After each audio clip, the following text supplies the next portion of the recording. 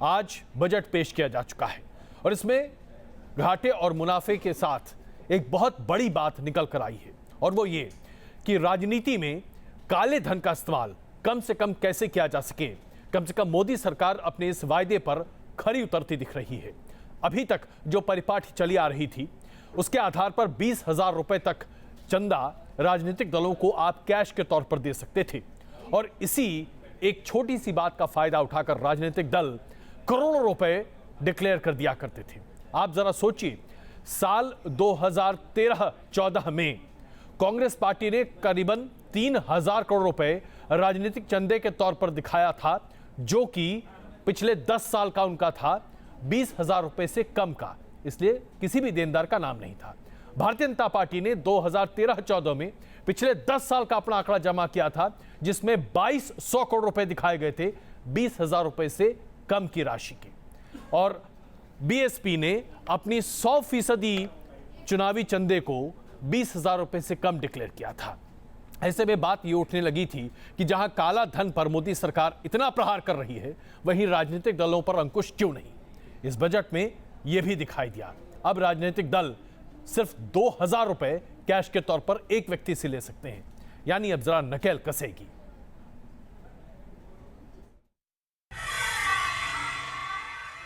Union budget 2017-18 लागू होने के साथ ही राजनीतिक पार्टियों को नकद में सिर्फ 2,000 रुपए का चंदा मिल पाएगा और इससे ज्यादा का चंदा सिर्फ चेक या डिजिटल तरीके से ही दिया जा सकेगा, यानी उस चंदे का पूरा हिसाब किताब होगा।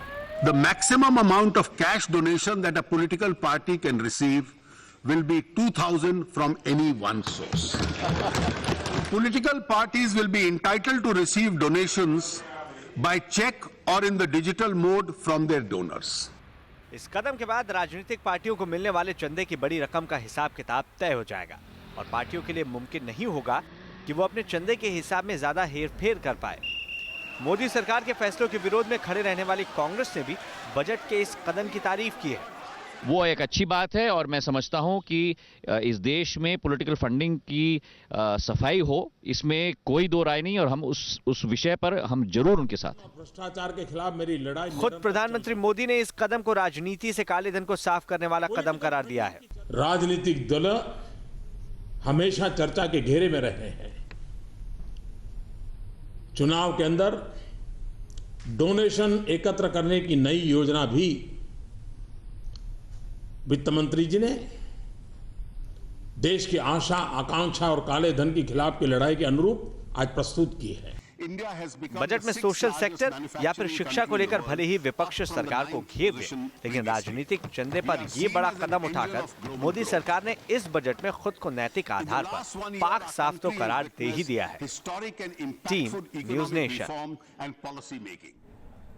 तो जहां राजनीतिक मुद्दे पर भारतीय जनता पार्टी ने बढ़त ले ली है, वहीं आइए आपको दिखाते हैं कि इस बजट की 10 बड़ी बातें क्या रही हैं। सबसे पहले 1.3 लाख रुपए तक की आय पर कोई भी टैक्स नहीं देना पड़ेगा। माफ कीजिएगा, 3 लाख रुपए तक की कोई भी आय पर आपको टैक्स नहीं देना पड़ेगा। 3 लाख रुपए से ज्यादा नगद लेन देन नहीं हो पाएगा किसी भी सूरत में। IRCTC के जरिए अगर आप ट्रेन का टिकट बुक कराते हैं तो आपको सर्विस चार्ज नहीं देना पड़ेगा। खेती करने वाले किसान को कर्ज जो दिया जाता है उसमें 60 दिन तक ब्याज माफी की घोषणा की गई है। 2019 तक गरीबों के लिए 1 करोड़ मकान बनाए जाएंगे, इसकी घोषणा की गई है। 2 करोड़ रुपए तक आय वाले छोटे कारोबारियों को एडवांस टैक्स देने की जरूरत नहीं पड़ेगी। सीनियर सिटीजन के लिए आधार बेस्ड हेल्थ कार्ड होगा, जिससे वो अपने हेल्थ चेकअप की सुविधा उपलब्ध कर सकते हैं। 3.5 करोड़ युवाओं को इसकी स्किल बेस्ड ट्रेनिंग मिलेगी। सभी प्रवेश परीक्षा नेशनल टेस्टिंग एजेंसी कराएगी और CNG पर कस्टम ड्यूटी घटाई जाएगी 2.5%। तो ये प्रमुख बातें हैं इस बजट में। जाहिर सी बात है, सिगरेट और इस तरह की चीजें, सिगरेट, तंबाकू वगैरह महंगी हुई है, लेकिन कुछ एक चीजें सस्ती भी हुई हैं। लेकिन बजट पर हम आपको खास तवज्जो और हमारी खास पेशकश रात्रि 9 बजे क्वेश्चन आवर में जरूर दिखाएंगे। आइए जरा देश में आज दिन भर और क्या हुआ इस पर भी चर्चा कर लेते हैं। जम्मू कश्मीर की विधानसभा में धारा 370 के मुद्दे पर मुख्यमंत्री महबूबा सईद के बयान पर ऐसा हंगामा मचा कि वाकई में विधानसभा की गरिमा पूरे के तरीके से धूमिल होती दिखाई। कुर्सियां फेंकी गई, मारपीट हुई। देखिए।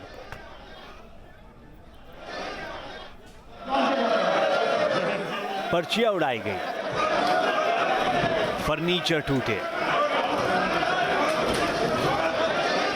माइक उखाड़े गए,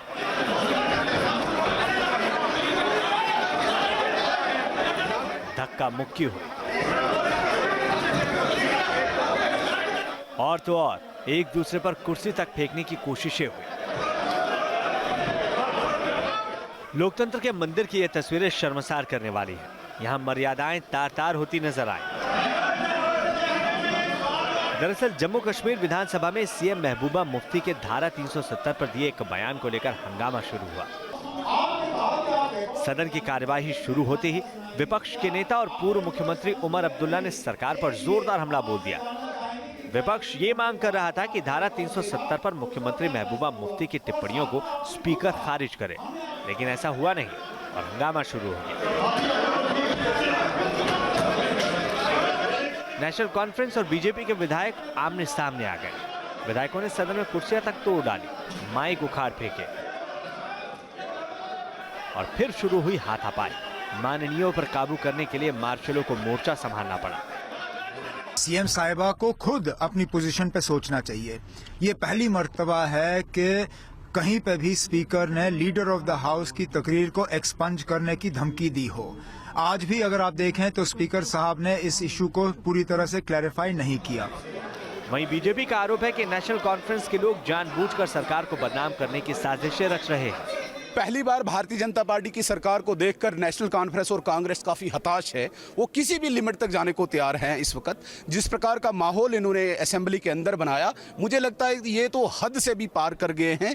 लेकिन भारतीय जनता पार्टी कमिटेड है हम एक ट्रांसपेरेंट सिस्टम देने को। इस चीज़ को ज़्यादा बर्दाश्त नहीं किया जाएगा। जम्मू कश्मीर विधानसभा में हुई झड़प के बाद सदन की कार्यवाही आधे घंटे के लिए रोक दी गई। बहरहाल अवाम ने ये जरूर देख लिया कि कैसे जनता के नुमाइंदे जमहूरियत का जनाजा निकाल रहे हैं। Shahnawaz Khan, news nation, Jammu. उत्तर प्रदेश के चुनावी समर में एक दंगल समाजवादी पार्टी के भीतर भी है और ये दरअसल एक अंतरकलह की दंगल है। और इस दंगल में अखिलेश यादव ने अपना एक दाव चला दिया है। उन्होंने अपील की है समाजवादी पार्टी के तमाम समर्थकों से, पहचानिए असली कौन है और नकली को उखाड़ फेंकिए। अखिलेश यादव और शिवपाल यादव चाचा भतीजे की इस सियासी जंग में पार्टी के दो फाड़ होने तक की नौबत आ गई थी।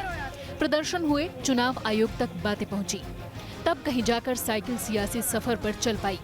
लेकिन मानो दिल के अंदर गुबार मिटा नहीं है। तभी अखिलेश ने इशारों में जो कहा उसका निशाना शिवपाल लगे। हम तो समाजवादियों से कहेंगे कि असली और नकली समाजवादियों को भी पहचानते रहो।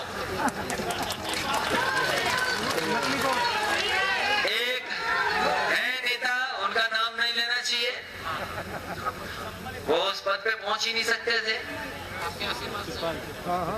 कैसे पहुंचे हैं हमारे नेता लोग जानते होंगे। अखिलेश सिर्फ असल नकली का फर्क समझाने पर ही नहीं रुके, उन्होंने पैसा कमाने का जिक्र भी किया। हालांकि कभी शिवपाल का नाम नहीं लिया। हम तो नेताओं से कहेंगे जो ज्यादा पैसा कमा लेगा वो हमारा आपका रहेगा ही नहीं, लेकिन हम अपने नेताओं से कहेंगे कि दोबारा ऐसे लोगों को लाना मत, चाहे कहीं जाए चले जाए।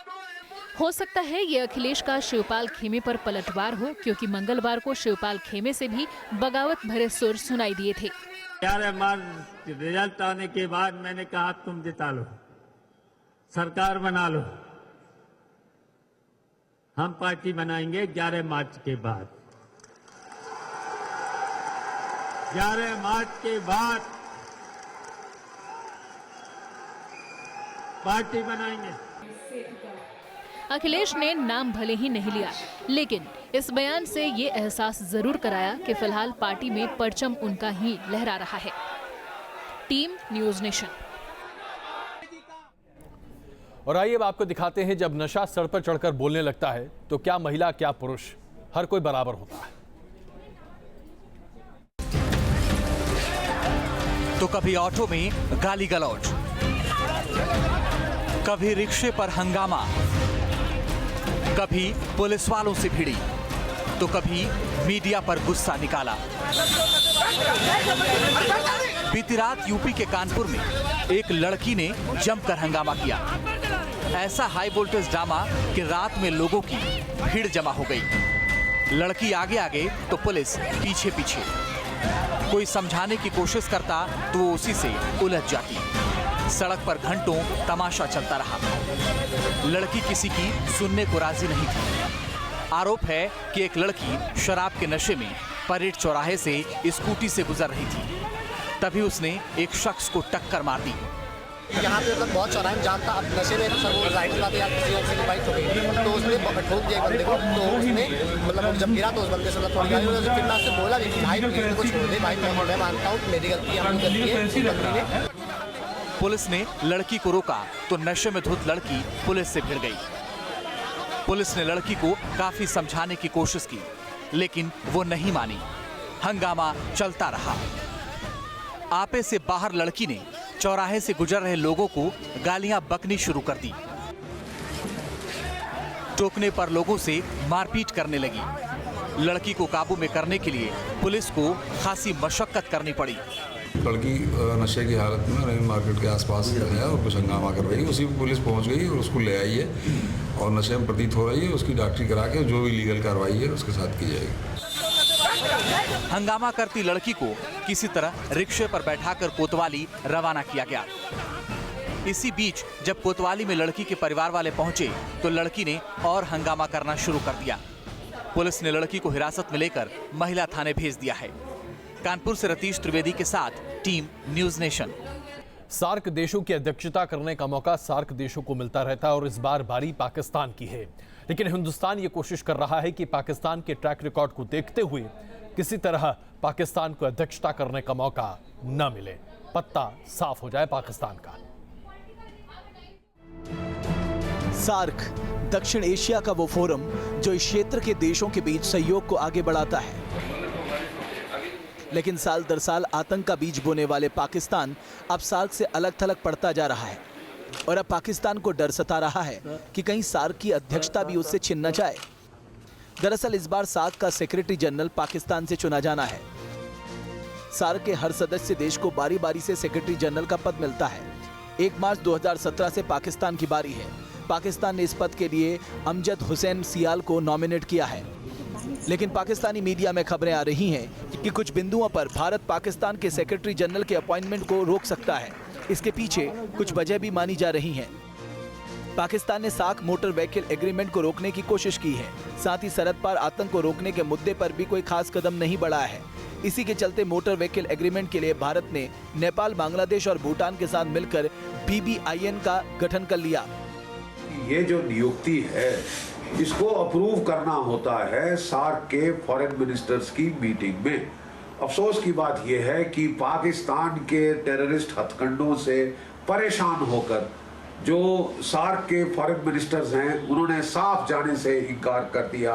पाकिस्तान में भारतवर्ष परेशान है पाकिस्तान के टेररिस्ट गतिविधियों से। अफगानिस्तान की नाक में दम आ चुका है, वहाँ पे बांग्लादेश भी परेशान है और नेपाल और श्रीलंका भी बहुत चिंतित हैं कि किस तरह पाकिस्तान उनके जरिए भारतवर्ष में टेररिज्म प्रमोट करने की कोशिश कर रहा है।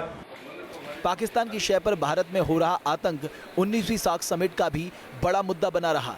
भारत ने इस समिट का बहिष्कार किया था और भारत के समर्थन में बांग्लादेश, अफगानिस्तान और भूटान भी समिट में नहीं गए थे। तभी से सार्क में पाकिस्तान का वजूद खतरे में पड़ गया था। Team news nation.